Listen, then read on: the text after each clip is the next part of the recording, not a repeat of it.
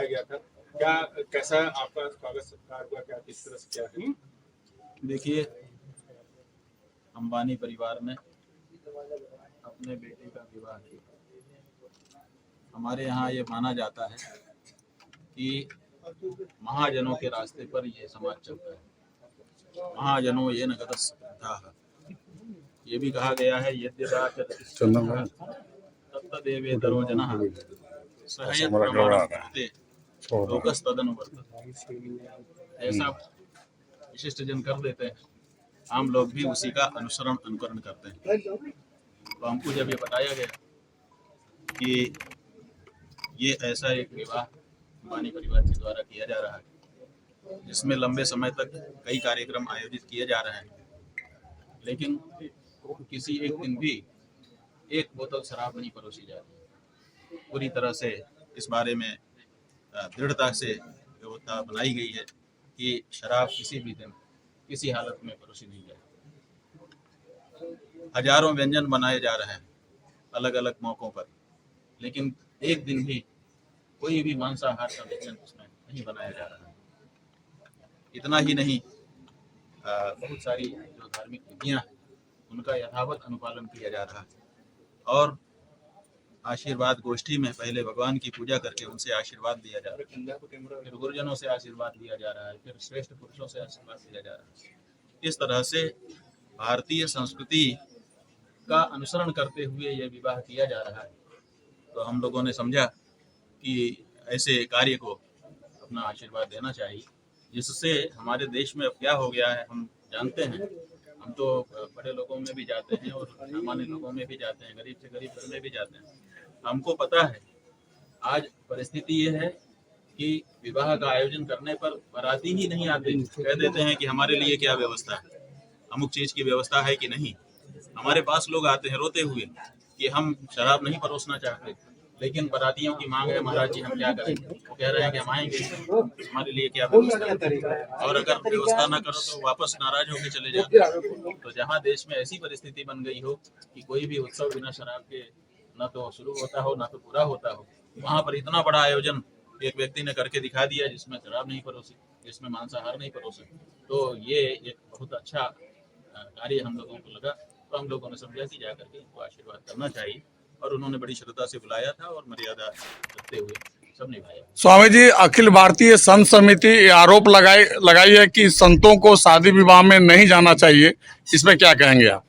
देखिए, शादी विवाह क्या है पहले ये समझना पड़ेगा। ये जो शब्द बोल रहे हो आप ना, अगर ये उन्हीं के द्वारा कहा गया, संत समिति के किसी व्यक्ति के द्वारा कहा गया शब्द है तो हमारी आपत्ति है। हमारे यहाँ शादी होती ही नहीं है, शादी शब्द ही हमारे हिंदुओं का नहीं है, हमारे यहाँ विवाह शब्द है। तो शादी का तो सवाल ही नहीं है हिंदू में। आप शादी शब्द का उच्चारण ही कैसे कर पाते हो, पहले तो ये बताओ। और दूसरी बात ये है कि विवाह है क्या, तो आप जानेंगे कि हमारे वेद में, हमारे शास्त्र में 4 वर्ण और 4 आश्रम बताए गए। 4 आश्रम में ब्रह्मचर्य आश्रम, गृहस्थ आश्रम, वानप्रस्थ आश्रम और संन्यास आश्रम। और इनमें चारों में हमारे शास्त्रों ने, विद्वानों ने कहा है धन्यो गृहस्थ आश्रम। गृहस्थ आश्रम सबसे बड़ा आश्रम, सबसे धन्य आश्रम बताया गया है। क्यों? क्योंकि बाकी के जो 3 आश्रम है वो भी गृहस्थ आश्रम पर ही निर्भर करते हैं। ब्रह्मचारी के पास कोई उत्पादन नहीं है, वो गृहस्थ आश्रम से ही स्वयं उत्पन्न होता है और गृहस्थ आश्रम से ही उसको खाने पीने को मिलता है, पालन पोषण होता है। इसी तरह से वानप्रस्थ और सन्यासी भी अपने पास कुछ नहीं रखता है, जब उसको भूख लगती है तो गृहस्थ आश्रम के पास जाना पड़ता है। हमारे गुरुजी महाराज कहा करते थे, हम लोग सन्यासी हैं, 23.5 घंटे के शहंशाह हैं। तो हम लोग उनसे पूछते थे कि 23.5 घंटे के शहंशाह आधे घंटे? बोले आधे घंटे तो हम भिखारी हैं। जब हमको भूख लगती है, उसके पहले जब तक भूख नहीं है तब तक तो हम त्याग में, तपस्या में और साधना में लीन रहते हैं। लेकिन जब भूख लगती है तो किसी न किसी गृहस्थ के दरवाजे जा करके हमको भी भिक्षा याचना करनी पड़ती है और उस समय हम भिक्षुक हो जाते हैं। तो ऐसी परिस्थिति में जो गृहस्थ आश्रम है, उस गृहस्थ आश्रम को अगर हम बल नहीं देंगे तो कौन बल देगा? और अगर हमारा गृहस्थ आश्रम बिगड़ गया तो फिर भारतीय संस्कृति ही बिगड़ जाएगी। इसलिए गृहस्थ आश्रम की इस तरह से अवहेलना न की जाए और ये ना कहा जाए कि गृहस्थ आश्रम में किसी को आशीर्वाद देने के लिए नहीं जाना चाहिए। और ऐसा कोई वाक्य कहीं अपने शास्त्रों में उपलब्ध नहीं होता है। और हमारे जो पूर्व पुरुष हैं, उन पूर्व पुरुषों में पुरी के शंकराचार्य पूज्यपाद निश्चलानंद निरंजन देव तीर्थ जी महाराज का अभी चित्र हमारे पास आया है।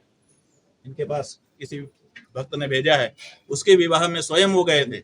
हम लोग तो दूसरी तरह की मर्यादा में बैठ करके वहां आशीर्वाद दिए, लेकिन वो तो वर वधू के साथ खड़े होकर के आशीर्वाद दे रहे हैं।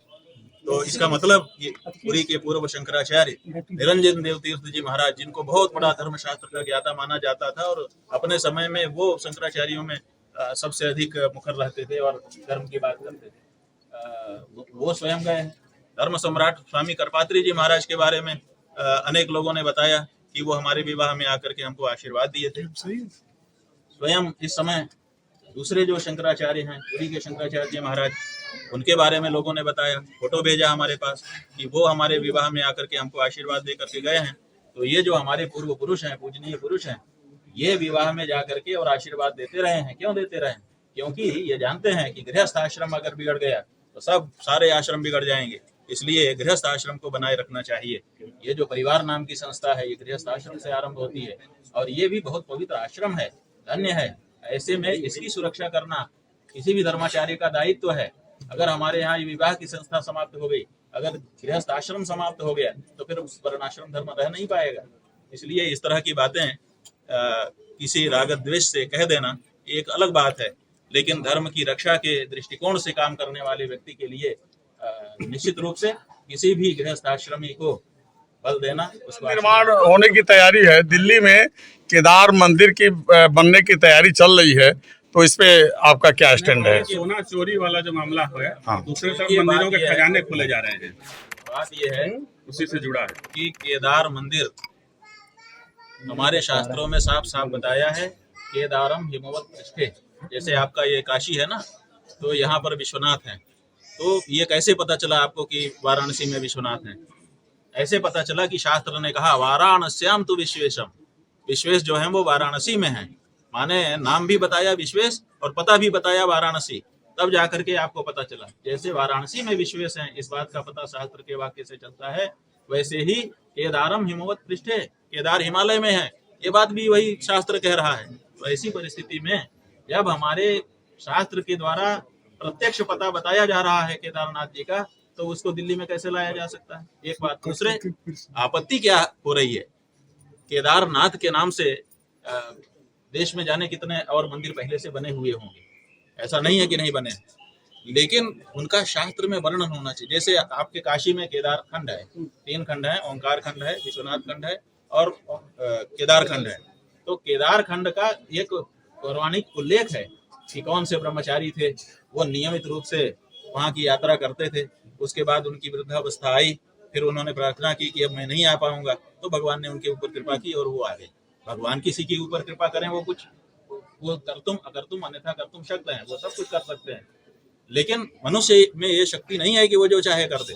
एक बात। दूसरी बात ये है कि आपत्ति इसलिए ज्यादा हो रही है क्योंकि जो विज्ञापन हुआ है, जो वो केदारनाथ धाम ट्रस्ट है, उसमें साफ लिखा हुआ है, अंग्रेजी का शब्द लिखा हुआ है, केदारनाथ शिफ्टिंग, केदारनाथ शिफ्ट कर रहे हैं। और हिंदी में भी लिखा है कि अब केदार के दर्शन वहीं पर हो जाएंगे। मुख्यमंत्री जो उत्तराखंड के आए हैं उस कार्यक्रम के भूमि पूजन में, उन्होंने अपने प्रवचन में कहा है, हमने अखबार में पढ़ा कि अब जो बूढ़े हैं, जो लाचार हैं, जो वहां नहीं जा सकते, यहीं पे केदार जी का दर्शन हो जाएगा। इसका मतलब ये केदारनाथ का विकल्प हो रहा है। तो केदारनाथ का विकल्प केदारनाथ हो सकते हैं, केदारनाथ का दूसरा कोई विकल्प नहीं हो सकता है। एक बात। और दूसरी बात यह है कि आपने उसमें दान की राशि लिख दिया कि इतने लोग, 1100 लोग मिलेंगे, इतना लाख रुपया देंगे, फिर उसका रिफंड का भी सिस्टम है, जो आपकी सदस्यता है उसको आप ट्रांसफर भी कर सकते हैं। ये तो बड़ा एक अलग तरह का, ऐसा तो धार्मिक मामलों में कहीं होता ही नहीं है। एक बार जो व्यक्ति धर्म के लिए अपने हाथ से पैसा देता है, उसके बाद उसको दोबारा छूना नहीं चाहता, क्योंकि दी गई वस्तु को पुनः वह प्राप्त करना ये धर्मशास्त्र की दृष्टि से बहुत बड़ा पाप हो जाता है। गौ दान करने वाले राजा नृग केवल इसीलिए गिरगिट बन करके कुएं में पड़े थे कई वर्षों तक, क्योंकि उन्होंने एक दी हुई गाय को पुनः किसी ब्राह्मण को भूल से दान कर दिया था। तो इतना बड़ा उनको दोष लगा कि इतने बड़े राजा जो बहुत बड़े गौ भक्त थे, गौदानी थे, उनको गिरगिट बन करके लाखों वर्ष तक कूप में रहना पड़ा। तो ऐसी परिस्थिति में एक बार जो पैसा हमने भगवान के निमित्त दे दिया, अब आप कहते हैं कि हमारी स्कीम है कि इसमें आप वापस ले सकते हैं, रिफंड ले सकते हैं, ट्रांसफर कर सकते हैं, ये कर सकते हैं, वो कर सकते हैं। तो ये पैसा कमाने का धंधा हमारे मंदिर नहीं है। मंदिर जो है वो आर्थिक केंद्र नहीं है, मंदिर धर्म के केंद्र हैं, उपासना के केंद्र हैं, आध्यात्मिकता के केंद्र हैं। ये जो प्रयास चल रहा है पूरे देश में कि मंदिरों को पैसा कमाने की जगह के रूप में बदल दिया जाए, ये हमारे धर्म पर कुठाराघात है। और ये जो कोशिश की जा रही है कि केदारनाथ जी को ला करके हम दिल्ली में बैठा देंगे, शिफ्टिंग शब्द का प्रयोग किया जा रहा है। और आपको पता हो 2013 में जब वहां पर आपदा आई थी तो केंद्र सरकार ने उस समय और राज्य की सरकार ने ये प्रस्ताव किया था कि अब उस जगह पर पुनः निर्माण नहीं करना चाहिए क्योंकि वहां बहुत बड़ी तबाही हो गई है। अब केदारनाथ के मंदिर को कहीं शिफ्ट कर देना चाहिए। कहाँ शिफ्ट किया जाए इस पे विचार करने के लिए मंत्रिमंडल बैठ गया था। तब हमारे गुरुजी महाराज उस समय विद्यमान थे, उन्होंने कहा था कि केदारनाथ के स्थान को बदलने का सामर्थ्य किसी में नहीं है, केदारनाथ जहाँ है वहीं रहेंगे। जब इस बात को उस समय दृढ़ता से उठाया गया था तब जाकर के फिर वहीं पर फिर पुनर्वास का कार्यक्रम किया गया और आज वहीं पर केदारनाथ जी का दर्शन हो रहा है। तो ये कोशिश पहले से होती रही है कि वहां से केदारनाथ को हटा करके ऐसी जगह पे ला दिया जाए। उसी कोशिश का ये अंग है और इसीलिए इसका प्रबल विरोध किया जा रहा है और करी किया जाएगा। स्वामी जी, हो सकता है स्वामी जी केदारनाथ के स्थान को नहीं बदल सकते। स्वामी जी, केदार धाम में सोना चोरी की बात सामने आ रही है आपके दौर जी, बात आज की है जी, सोना चोरी की बात 1 वर्ष हो गया। 1 वर्ष से 228 किलो सोना, पहले तो बताया गया था 320 किलो, बाद में फिर बताया गया 228 किलो, बाद में कहा गया कि नहीं 36 किलो, बाद में कहा गया कि 32 किलो, बाद में फिर कहा गया कि 27 किलो। लेकिन वो चाहे वो 320 किलो हो, चाहे 228 किलो हो, चाहे 32, 36, 27 किलो हो, चाहे 22 किलो हो, ये जितने भी फिगर अलग अलग समय में मीडिया के द्वारा छापे बताए गए, दिखाए गए, लोगों के द्वारा कहे गए, वो सोना है कहाँ?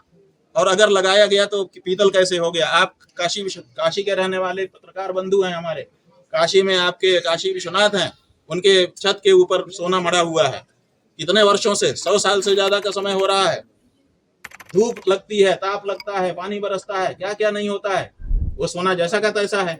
और केदारनाथ का सोना पट बंद करते समय लगाया गया और पट खुलते समय पीतल हो गया। कहाँ गया वो सोना?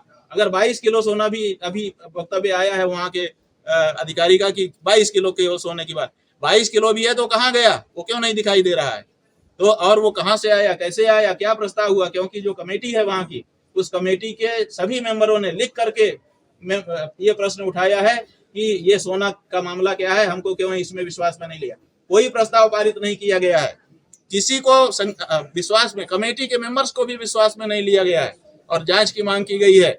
जो वहां के मंत्री हैं, धर्मस्व मंत्री, संस्कृति मंत्री सतपाल महाराज जी, उन्होंने वक्तव्य दिया था पिछले वर्ष जब ये मामला उठाया गया था कि इसकी मजिस्ट्रेट कमिश्नर के द्वारा जांच की जाएगी। तो कमिश्नर की जांच का कोई मतलब नहीं था, वो तो जैसा सरकार कहती वैसा ही रिपोर्ट देते, ऐसा लोगों का मानना था। लेकिन फिर भी हम लोगों ने कहा कि चलो कमिश्नर ही सही जांच तो करे, कोई तो शुरू करे बात को। लेकिन फिर कमिश्नर की भी जांच नहीं की गई।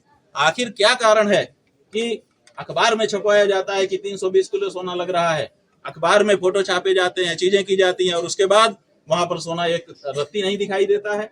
तो ये बहुत बड़ा घोटाला है और इस घोटाले को आप दबा रहे हो और आप चाहते हो कि अब हम केदारनाथ ही दूसरी जगह शिफ्ट कर दें ताकि ये मामला ही वहां से खत्म हो जाए, लोगों का वहां जाना खत्म हो जाए। तो ये सब चीजें हैं जिनके कारण ये बात उठाई।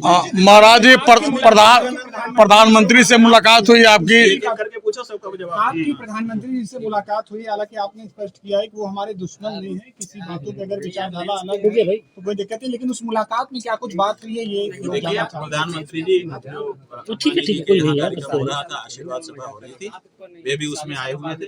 पहले वो आए, दूर बैठे, फिर उन्होंने हमारी तरफ देखा, फिर वहीं से उन्होंने हमको प्रणाम किया, हमने भी उनको हाथ उठा करके आशीर्वाद दिया। बाद में जब वो जाने के लिए खड़े हुए, फिर वो वर वधू के पास गए।